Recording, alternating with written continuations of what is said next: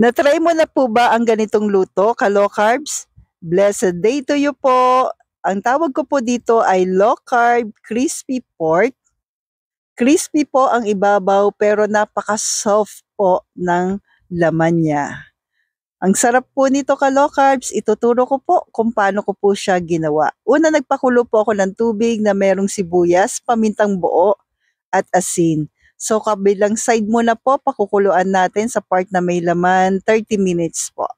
And please don't forget to like and follow po para updated tayo sa ating mga low carb meal every day. Thank you and God bless. After 30 minutes, sa kabilang side naman po na mga 20 minutes naman po. Then after po niyan, eto na po siya. Idadry naman natin. Katulad po niyan ng aking ginagawa po. Then after nating madry,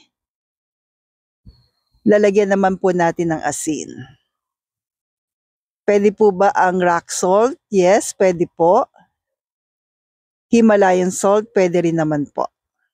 Then kung umabot ka po sa part na ito, pwede po bang pa-comment po kung taga saan ka po para alam ko lang po kung saan aabot ang aking video. Thank you po. Then sa kabilang side, lagyan din natin ng asin po.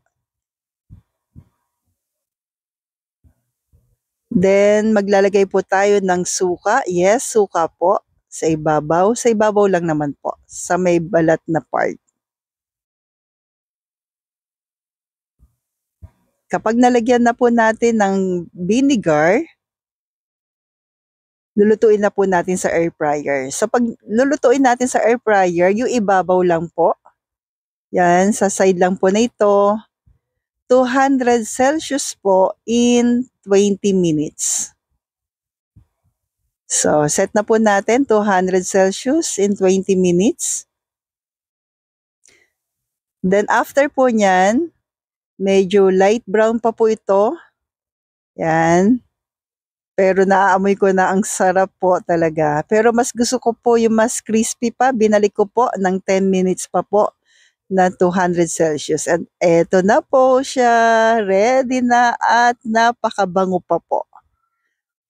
So try mo na po, ka-low carbs, ang ating low carb na crispy pork po.